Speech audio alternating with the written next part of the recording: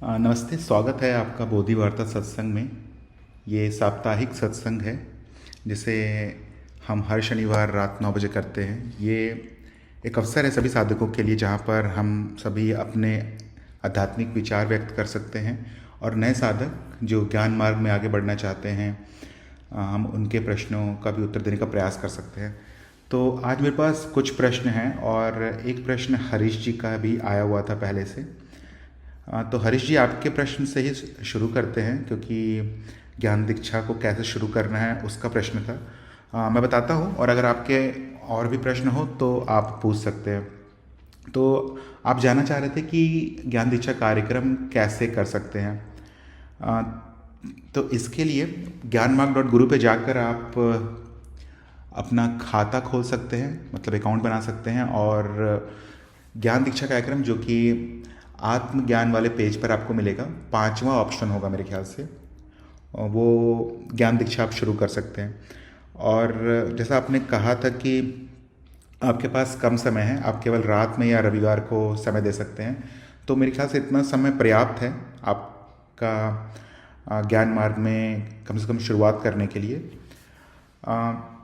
जो ज्ञान दीक्षा कार्यक्रम है उसमें कुल 7 चरण हैं, 7 या 8 चरण हैं। अब बस केवल दूसरे चरण में ऐसा हो सकता है कि आपको अधिक समय देना पड़े क्योंकि इसमें वीडियो देखना होता है और आप जो समझ रहे हैं वो आपको लिखना भी होता है।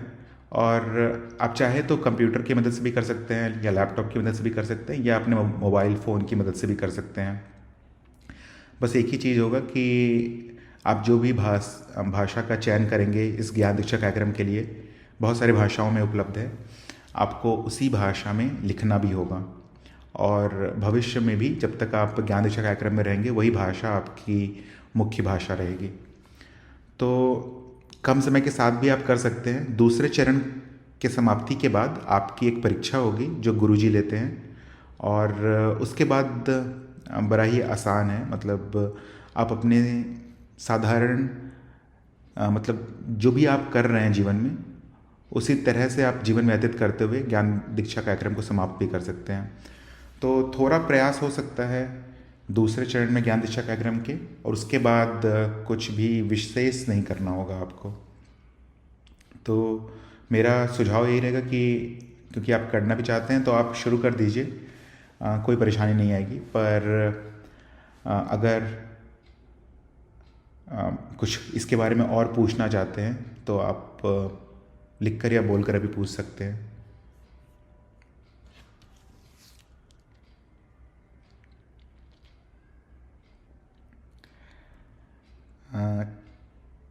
ठीक है हरीश जी, अगर आपको कोई प्रश्न और हो ज्ञान दीक्षा कार्यक्रम के संबंधित तो आप लिखकर पूछ सकते हैं मुझसे। तब तक मैं अगले प्रश्न पर बढ़ता हूँ। एक प्रश्न था सत्संग में ही, बोधि वार्ता सत्संग में ही पिछले हफ्ते एक साधक पूछ रहे थे कि अप्रोच ज्ञान इंद्रियों के माध्यम से होता है और इंद्रियां झूठ, असत्य, अनित्य और अपूर्ण है, तो इंद्रियों से जो ज्ञान होता है वो नित्य, सत्य और पूर्ण कैसे होगा। तो यहाँ पर ये जानने का प्रयास करना चाहिए साधक को कि ज्ञान और अज्ञान क्या होता है। बस अगर इतना समझ जाएंगे तो बाकी जो भी आप ढूंढने का प्रयास कर रहे हैं कि इंद्रियां खुद ही असत्य है तो वो सत्य का ज्ञान कैसे करा पाएंगी। तो हम शुरुआती साधकों को कहते तो हैं कि अनुभवों में जो संबंध होता है, जो तार्किक तरह से स्थापित होते जाता है, उसे ज्ञान कहते हैं। पर जैसे जैसे आप कार्यक्रम में आगे बढ़ेंगे आपको ये समझ में आने लगेगा कि जिसे भी आप ज्ञान कहते हैं वो वास्तविकता में केवल माया की जानकारी है। जो भी आपको अनुभव हो सकता है वही किसी न किसी तार्किक तरह से स्मृति में संचित हो सकता है और उन्हीं अनुभवों में कोई संबंध स्थापित हो सकता है, और ये सभी अनुभव केवल मिथ्या के ज्ञान है, तो या फिर मिथ्या की जानकारी है।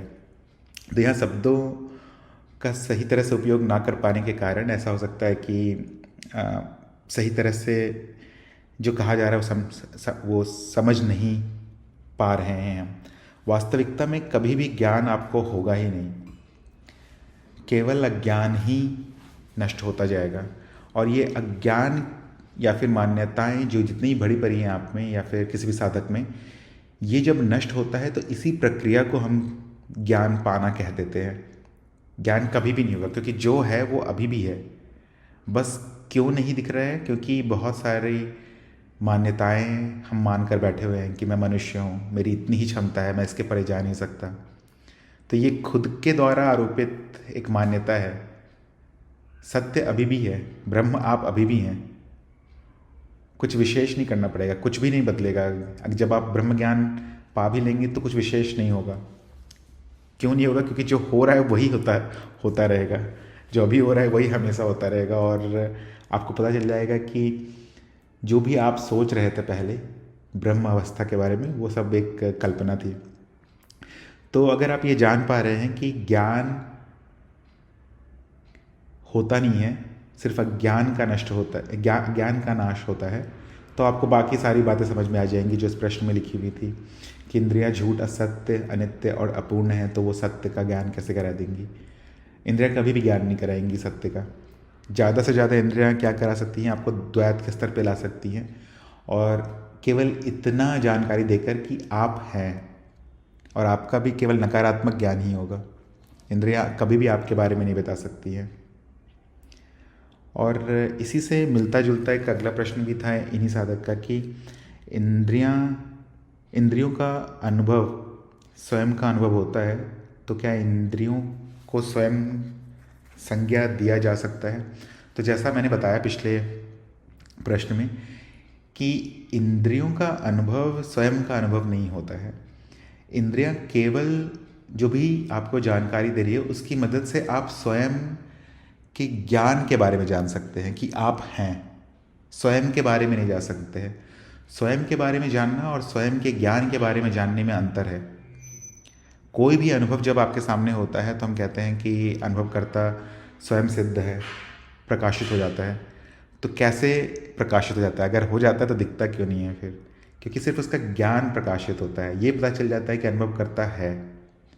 केवल आपको ये पता चलेगा कि क्या क्या वो नहीं है उस समय, उससे ज़्यादा नहीं होगा। तो जो इंद्रियों का अनुभव है, ये जो पहला वाक्य लिखा गया था कि इंद्रियों का अनुभव स्वयं का अनुभव होता है, ये पूरी तरह से सही नहीं है। इंद्रियों से जो अनुभव होता है वो स्वयं का ज्ञान कराता है, इतना कह सकते हैं आप। इसलिए इंद्रियों को स्वयं की संज्ञा नहीं दी जा सकती है। इंद्रियां केवल आपको असत्य का ही जानकारी देगी, और जो भी जानकारी देगी वो पूरी तरह से कभी भी सत्य नहीं होगा। तो आशा करता हूँ कि ये थोड़ा और स्पष्ट हुआ हो कि इंद्रियां की क्या सीमा है। किन्हीं और साधक के अगर कोई प्रश्न हो तो लिख कर या बोल कर पूछ सकते हैं। अगला प्रश्न है कि क्या स्वयं का अनुभव कभी भी इंद्रियों के द्वारा संभव है? स्वयं अनुभव करता है और इंद्रियां कारण है। तो ये भी पिछले हफ्ते समूह में कि कोई साधक पूछ रहे थे। तो स्वयं का तो अनुभव कभी भी इंद्रियों के द्वारा नहीं हो सकता है, और इंद्रियां कारण भी नहीं हो सकती हैं स्वयं का कुछ भी कारण नहीं है। अगर कोई कारण होता तो वो अनुभवकर्ता से ज़्यादा बड़ा हो जाता है, अगर अनुभवकर्ता का कोई कारण होता तो। यहाँ पर भी वही उत्तर रहेगा कि अगर इंद्रियां स्वयं का अनुभव करा पाती तो फिर हम ये नहीं कहते कि हमें नीति की ज़रूरत ही नहीं पड़ती। आप सीधे इंद्रियों के माध्यम से स्वयं तक पहुँच जाते और स्वयं का अनुभव कर पाते। फिर न ब्रह्म ज्ञान की ज़रूरत पड़ती, ना द्वैत पे जाने की ज़रूरत पड़ती किसी को।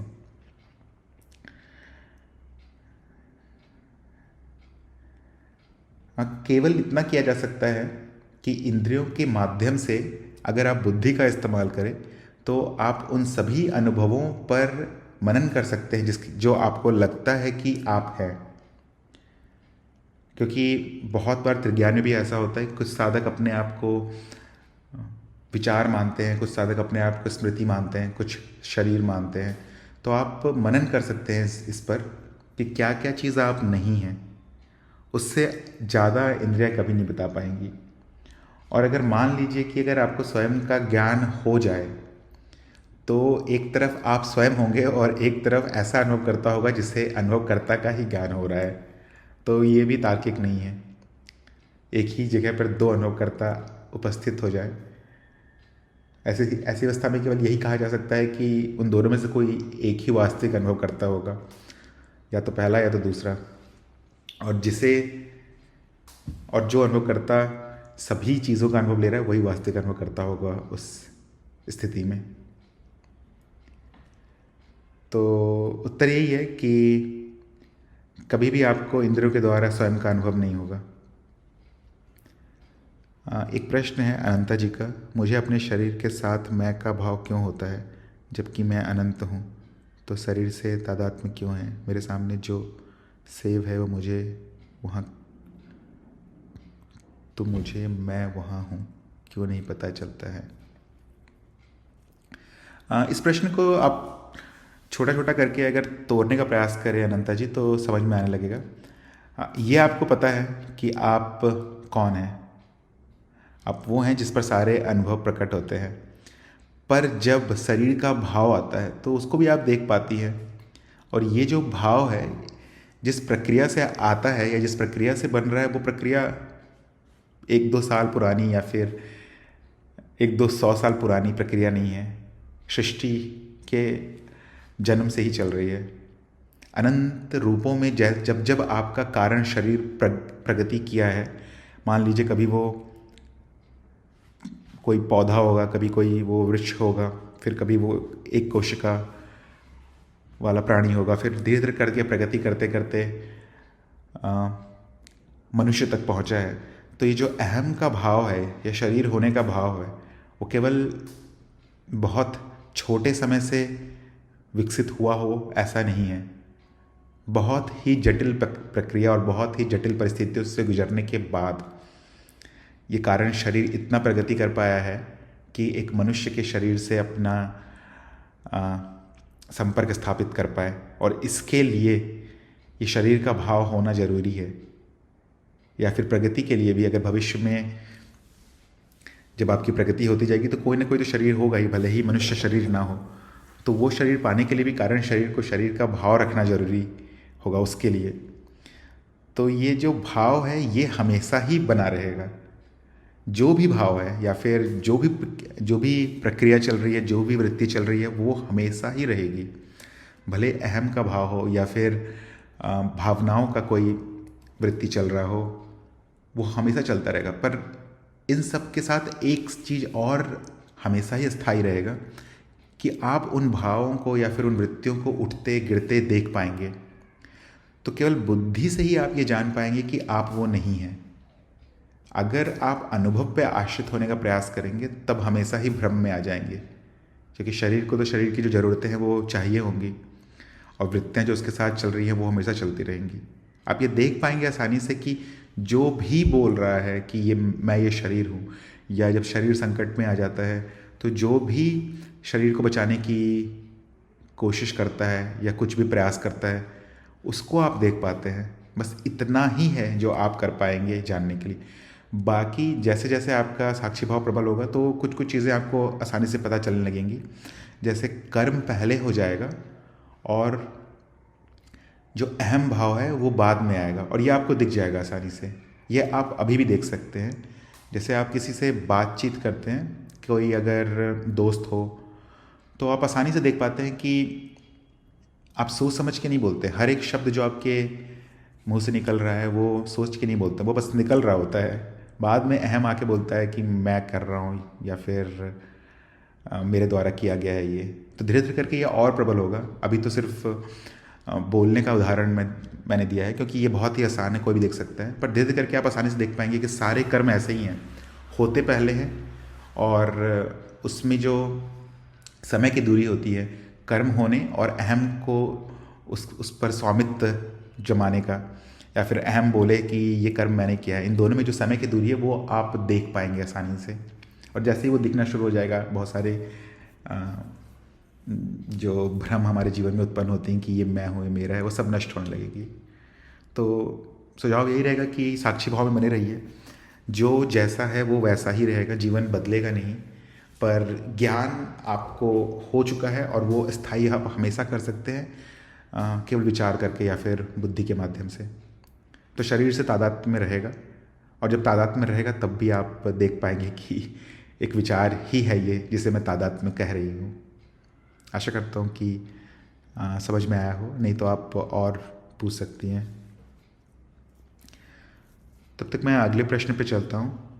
एक साधक का प्रश्न था कि नियम और नियमित का क्या अर्थ होता है, ये दोनों अलग क्यों हैं, और अनुभवकर्ता पर ये लागू क्यों नहीं होते, पर कौन से कारण से अनुभव पर लागू होते हैं।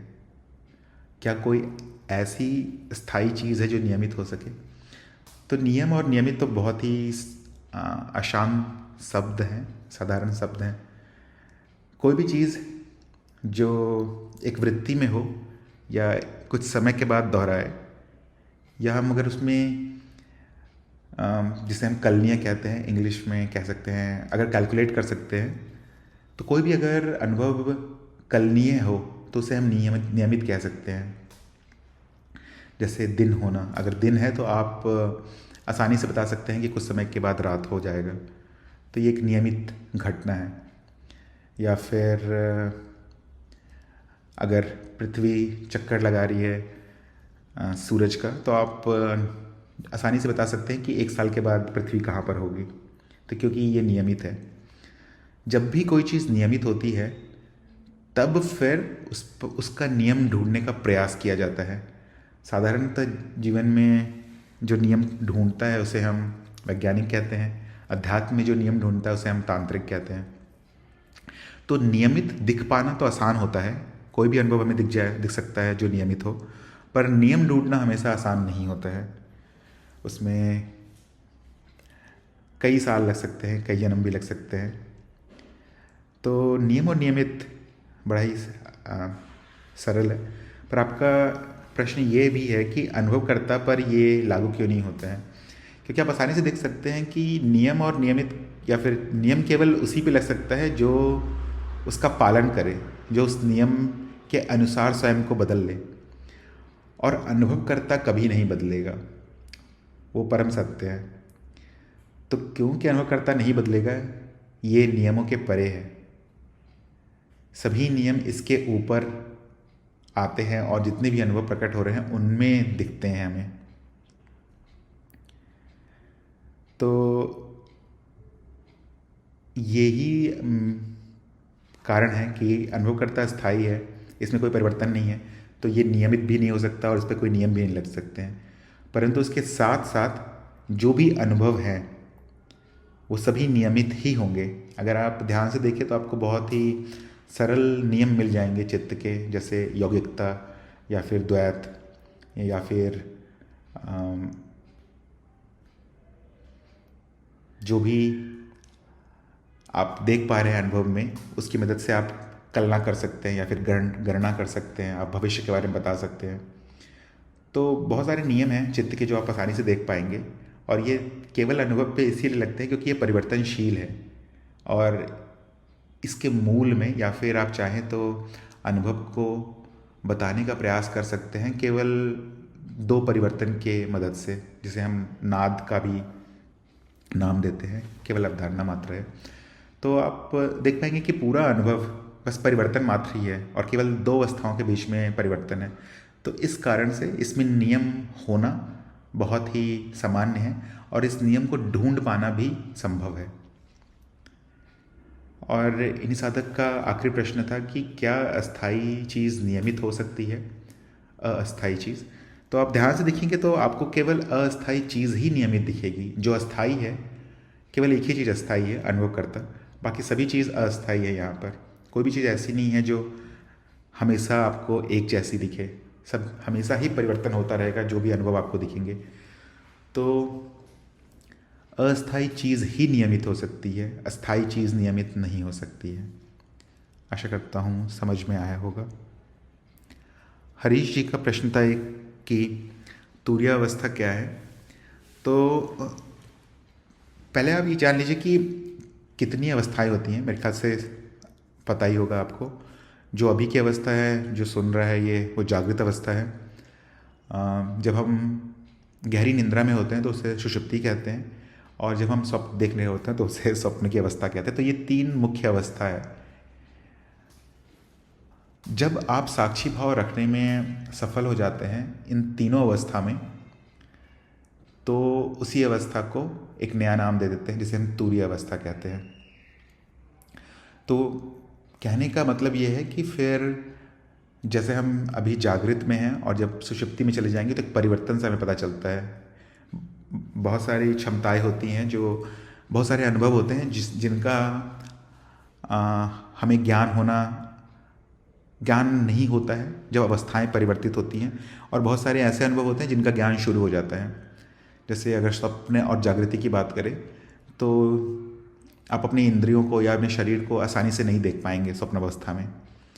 साथ ही साथ बहुत सारी स्मृति ऐसी हो सकती हैं स्वप्न अवस्था में जिनका आपको, जो आपके पास जागृति में तो हो पर स्वप्न में संभावना है कि ना हो, या फिर स्वप्न में ऐसी स्मृतियां मिल सकती हैं आपको जो जागृति में आसानी से ना मिले।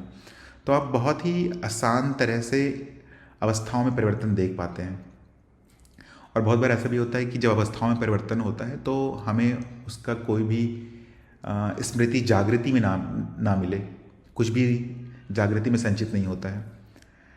तो साक्षी भाव अगर आप सभी अवस्थाओं में रख पाते हैं तो आपके लिए ये जो परिवर्तन, जो अनुभव हो रहा है, जागृति से स्वप्न में जाना या स्वप्न से सुषुप्ति में जाना, ये बंद हो जाएगा। या बंद होना सही नहीं है, सटीक नहीं है। आपको इसका कोई प्रभाव नहीं पड़ेगा आपके जीवन पर, या जो भी जीवन का अनुभव चल रहा है उस पर कोई प्रभाव नहीं पड़ेगा। तो इसी को तुरीयावस्था कहते हैं, जो धीरे धीरे करके संभावना है कि ज्ञान में स्थित रहने का प्रभाव है, जो दिखने लगता है सभी साधकों में। समय लग सकता है पर हो सकता है।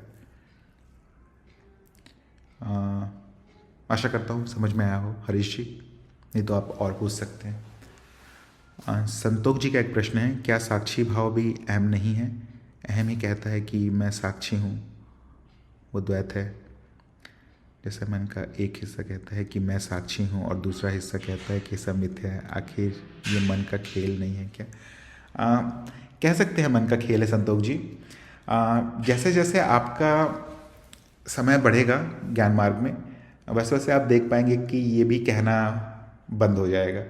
शुरुआत में हम साधक को कहते हैं कि तुम उसको तर्क देते हैं और अनुभव देने का प्रयास करते हैं, प्रमाण देने का प्रयास करते हैं कि समझ में आ पाए कि क्या साक्षी है। पर धीरे धीरे करके अहम को जब पता चलता है कि उसका वास्तविकता में कोई कुछ काम ही नहीं है, तो अहम परिष्कृत होने लगता है और फिर अहम कहने लगता है कि मैं ही साक्षी हूँ। वो भी आप आसानी से देख पाएंगे, पर धीरे धीरे करके ये भी चला जाएगा। आप बस ये कह पाएंगे कि साक्षी है और उसके सामने अनुभव है।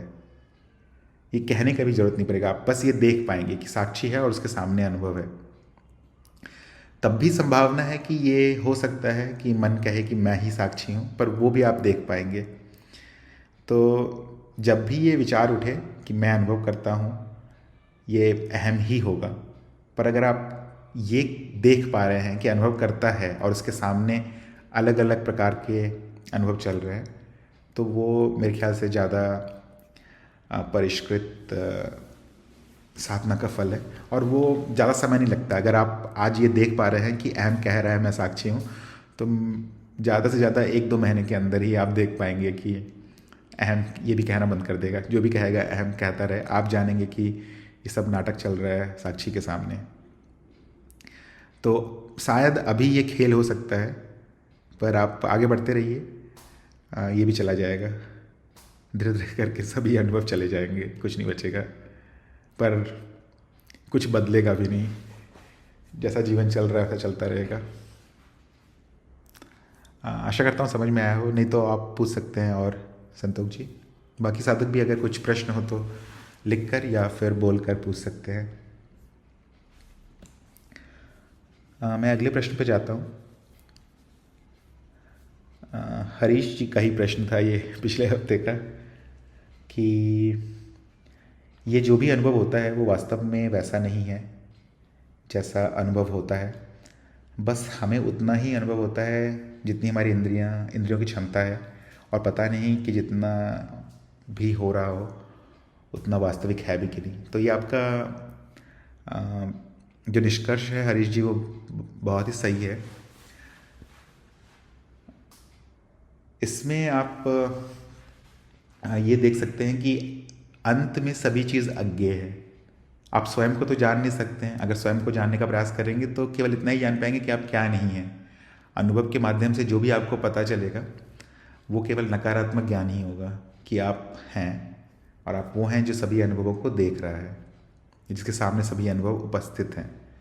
और यही अगर आप तर्क ढूंढने का प्रयास करेंगे माया के संदर्भ में, तो वहाँ भी आपको कुछ नहीं मिलेगा। आपको कोई अनुभव दिख रहा है, वो अनुभव कहाँ है, अगर आप ये जानने का प्रयास करेंगे तो पता चलेगा कि वो अनुभव अभी है, यही है। क्यों कह रहा हूँ मैं ऐसा? क्योंकि सभी अनुभव मानसिक अनुभव हैं, और मानसिक अनुभव कहाँ हो सकते हैं? अगर आप कोई भी स्थान बोलेंगे कि मानसिक अनुभव यहाँ पर है, इस स्थान पर है, तो वो स्थान भी एक मानसिक अनुभव ही रहेगा। तो आपके पास केवल सटीकता में अगर बोलना है तो आप केवल यही कह पाएंगे कि अनुभव अभी है और यहीं है, इसके अलावा कुछ बचेगा नहीं। फिर प्रश्न ये आ सकता है कि ये जो भी दिख रहा है मुझे, भले ही अनुभव अभी है यहीं है, पर है किस चीज़ का, किस कारण से ये अनुभव हो रहा है? तो कोई कारण मिलेगा नहीं आपको। तो अंत में यही पता चलेगा कि जो भी अनुभव आपके सामने प्रत्यक्ष है वो भी, उसका कारण भी अज्ञेय है, कोई कारण है नहीं। और जो पता भी चल रहा है वो भी केवल नाम रूप के कारण ही चल रहा है। और वो नाम रूप, जो पहले बता रहा था मैं कि हजारों बहुत लंबे समय की प्रगति करने की क्षमता के कारण ये नाम रूप दिख रहा है। जिसे हम प्रगति कर रहे हैं वो कुछ है नहीं, बस भेद बुद्धि है। अलग अलग चीज़ों में भेद करने की क्षमता हम में आ गई है। तो इस क्षमता के कारण हम अज्ञता पर भी ये नाम रूप चढ़ा देते हैं। तो अंत में केवल यही पता चलेगा कि मैं तो अज्ञेय हूँ ही, साथ ही साथ जो दिख रहा है वो भी अज्ञेय है। जो उस पर हम नाम रूप चढ़ाए हैं वो केवल पूरी तरह से मान्यता है। तो अंत में केवल अज्ञता बच जाती है, और ये बस ये पता चलता है कि जो था वो पहले से ही था, और उसके अलावा कुछ हो नहीं सकता है। तो आपका निष्कर्ष बहुत ही अच्छा था। बहुत ही कम समय में आप अगर इस निष्कर्ष पे आए हैं तो बहुत ही सराहनीय है। आज के इतने ही प्रश्न थे। किन्हीं और साधक के अगर कोई और प्रश्न है तो वो लिख कर या बोल कर पूछ सकते हैं। अगर हरीश जी आपको और कोई प्रश्न हो, ज्ञान दीक्षा कार्यक्रम कैसे करना है, तो आप बोल कर भी पूछ सकते हैं। बिंदु जी का एक प्रश्न है कि लोग साधु संतों में खोट देखते हैं और कभी कभी बात सच भी होते हैं, कैसे पहचाने सच्चे संत को? नहीं पहचान सकते हैं हम कि सच्चा कौन है और झूठा कौन है। सही बात है कि बहुत सारे संत बहुत अच्छे भी होते हैं और वो कभी भी समाज में नहीं आते हैं। हम कभी भी जान नहीं सकते हैं कि कौन वो कहाँ है, कैसे उनसे ज्ञान लिया जाए। और बहुत सारे लोग ऐसे भी हो सकते हैं जो वास्तविकता में संत ना हों और ठग रहे हों। किसी न किसी तरह से अगर कोई व्यक्ति जाए उनके पास तो उनका शोषण हो सकता है, पैसे का, जीवन का, समय का। तो ये कोई भी आसान तरीका नहीं है जानने का। बस कुछ प्रयोग कर सकते हैं आप। अगर सच में अगर आपके अंदर ये प्यास आ गई है तो मेरे ख्याल से आप उन संत के साधकों, मतलब अगर उनके शिष्य हैं, जिन भी संत को आप जानते हैं, ये जानना है आपको कि ये संत सही हैं या नहीं, तो उनके शिष्यों के पास जा सकते हैं, उनसे पूछ सकते हैं कि ये गुरु कैसे हैं। उनके शिष्यों की प्रगति देख सकते हैं आप। आप अपने आसपास के लोगों से पूछ सकते हैं कि अगर कुछ भी जानकारी हो उन गुरु के बारे में तो क्या सोचते हैं लोग। साथ ही साथ अगर मानिए आपको सभी जगहों से सकारात्मक सलाह ही मिल रहा है या फिर सकारात्मक संकेत मिल रहा है कि गुरु अच्छे हैं, तो मेरे ख्याल से आप उनके साथ आगे बढ़ने का प्रयास कर सकते हैं, उनसे बात कर सकते हैं, अपना इच्छा प्रकट कर सकते हैं कि आपका लक्ष्य क्या है, आध्यात्मिक लक्ष्य क्या है, आप किस मार्ग के हैं। अगर वो आपको उस मार्ग का सलाह दे सकते हैं या नहीं, और उसके बाद भी आप नहीं जान सकते हैं कि संत सही है या नहीं। फिर आपको चल के ही पता चलेगा कि अ, आपके साथ आपकी प्रगति हो रही है या नहीं हो रही है। कभी कभी ऐसा भी हो सकता है कि संत सही हो पर वो आपके मार्ग के ना हो, या आपका लक्ष्य कुछ और हो, उन संत का लक्ष्य कुछ और हो, तो भी अ, संभावना है कि सही संत के साथ रह के भी प्रगति ना हो। तो मेरे ख्याल से ऐसा करना चाहिए कि शुरुआत में सचेत रहना चाहिए और आगे बढ़ने का प्रयास करना चाहिए जो भी संत आपको मिले उनके साथ, क्योंकि समय बहुत ही कम है। अंत में क्या होगा, 1-2 साल के प्रयास के बाद यही पता चलेगा कि ये संत अच्छे नहीं थे, पर कम से कम आपने प्रयास तो किया। अब आपके पास थोड़ी और क्षमता होगी किसी अच्छे और बुरे संत को पहचानने में, क्योंकि वो आपका स्वयं का अनुभव होगा। तो इसका सरल उत्तर नहीं है, बहुत समय लग सकता है इसको पाने में या सच्चे संत को ढूंढने में। मेरे ख्याल से सबसे ज़्यादा समय आपको इसी में देना चाहिए, क्योंकि अगर आप एक बार गुरु तक पहुंच गए तो आपका काम ख़त्म हो जाता है। उसके बाद गुरु की जिम्मेदारी है कि आपको आगे पहुंचाना। तो आपको जितना समय लेना है उतना ले सकते हैं एक सच्चे गुरु को ढूंढने में। और जब मिल जाए, जब आपको पूरी तरह से आश्वासन हो जाए कि ये मेरे गुरु हो सकते हैं, ये मेरे मार्ग के अंत तक मुझे ले जा सकते हैं, तो फिर वहाँ पर सब कुछ उनको दे देना है। अगर ये आपको पूरी तरह से पता चल जाए, पूरी तरह से सत्यापन हो जाए आपके लिए तो। और ये करके ही पता चलता है, कभी आप निराशा भी मिलेगी और कभी सफलता भी मिलेगी। पर शुरुआत में आप सचेत रहें, क्योंकि बहुतों के साथ होता है, बहुतों का शोषण हो जाता है, समय का, पैसे का, सब चीज़ों का। अगला प्रश्न एक और इनका कि अगर मुझे लगता है कि वो संत हैं पर परिवार को चिंता होती है कि शायद वे सही नहीं हो, तो क्या करना चाहिए? ज्ञान मार्ग में तो मेरे ख्याल से कम से कम ज्ञान मार्ग में ऐसा है कि अगर आपको किसी से मिलना नहीं है, कुछ करना नहीं है, आप अपने घर के आराम में बैठकर ही केवल वीडियो देखकर ही आगे बढ़ सकते हैं। तो अगर घर परिवार को ऐसी चिंता हो रही है तो अच्छी बात है कि चिंता है। आप उनके साथ जा सकते हैं गुरु के पास, जिनको भी चिंता हो रही है उनको भी लेके चल जाइए गुरु के साथ। उनको भी प्रेरित कर सकते हैं गुरु के पास जाने के लिए। पर अगर आप ज्ञान मार्ग में बढ़ना चाहें, मैं क्योंकि ज्ञान मार्ग के बारे में ही बता सकता हूँ, यहाँ पर आपको किसी के पास जाके साधना करने की ज़रूरत नहीं है। आप केवल वीडियो देखकर, केवल इंटरनेट के माध्यम से ही जहाँ पर भी हैं, जिनके साथ भी हैं, अपने जिस जीवन को भी बिता रहे हैं, जैसा भी आपका जीवन चल रहा है, बिना जीवन में परिवर्तन किए आप ज्ञान मार्ग में आगे बढ़ सकते हैं। क्योंकि पूरी तरह से बौद्धिक है ये, केवल आपको सुनना है, वीडियो देखना है और प्रश्न पूछने हैं। और प्रयास का भी अगर बात करें तो केवल 1-2 महीने लगते हैं पूरे ज्ञान मार्ग को ख़त्म करने में। सिर्फ 1-2 महीने ही लगेंगे, जिसमें ज़्यादा प्रयास हो सकता है जब आप ज्ञान दीक्षा कार्यक्रम का दूसरा चरण कर रहे हो, जहाँ पर वीडियो देखना होता है और लिखना होता है और परीक्षा की तैयारी करनी होती है। उसके बाद और उसके पहले कुछ भी ऐसा नहीं होगा जो आपको आपके जीवन में, आपका जैसा जीवन अभी चल रहा है उसमें किसी भी तरह से बाधा नहीं बन सकता है। तो जो भी चिंता कर रहा है आप उनके साथ ये बात कह सकते हैं कि ज्ञान मार्ग में आप कैसे आसानी से आगे बढ़ सकते हैं बिना किसी के पास जाए। और कम से कम मैं यहाँ पर कह सकता हूँ कि यहाँ पर जो गुरु हैं, हमारे गुरु, वो आपको निश्चित ही, अगर आप ज्ञान मार्ग में आगे बढ़ना चाहते हैं तो वो निश्चित ही आपको आगे लेके जा सकते हैं। और यहाँ पर बाकी 830 सदस्य भी हैं इस ग्रुप में। आप अगर ज़रूरत पड़े मदद की तो बहुत सारे लोग होंगे जो आपको आसानी से मदद कर सकते हैं। प्रश्न हो तो आप प्रश्न सीधे आप इस समूह में भी पूछ सकते हैं, और उत्तर भी बहुत सारे साधक लिखते हैं। तो आपका ऐसा नहीं होगा कि आपको विशेष समय निकालना होगा। आप प्रश्न पूछ लीजिए, 2 दिन के बाद ग्रुप खोलिए, कोई ना कोई उत्तर दे चुका होगा उसका। तो आपका यहाँ पर आपको नुकसान नहीं हो सकता है। पर ये हो सकता है कि ये मार्ग आपका ना हो तो वो आपको ढूंढना पड़ेगा फिर से, या फिर वो गुरु ही बता सकते हैं कि आपका वास्तविक मार्ग क्या है। या फिर आप चलिए और देखिए कि 1-2 साल में क्या होता है। अगर नहीं हो कुछ भी प्रगति तो गुरु से आप सलाह लीजिए और दूसरे मार्ग को ढूंढ सकते हैं। पर प्रयास करना होगा आपको। तो आशा करता हूँ कि आपको समझ में आया हो बिंदु जी। अगर कोई और प्रश्न हो तो आप लिख कर या फिर बाद में भी पूछ सकते हैं ग्रुप में। बहुत सारे साधक हैं, उत्तर देंगे, मैं भी देने का प्रयास करूँगा। और आज का सत्संग हम यहीं समाप्त करते हैं। सभी साधकों को धन्यवाद सत्संग में जुड़ने के लिए।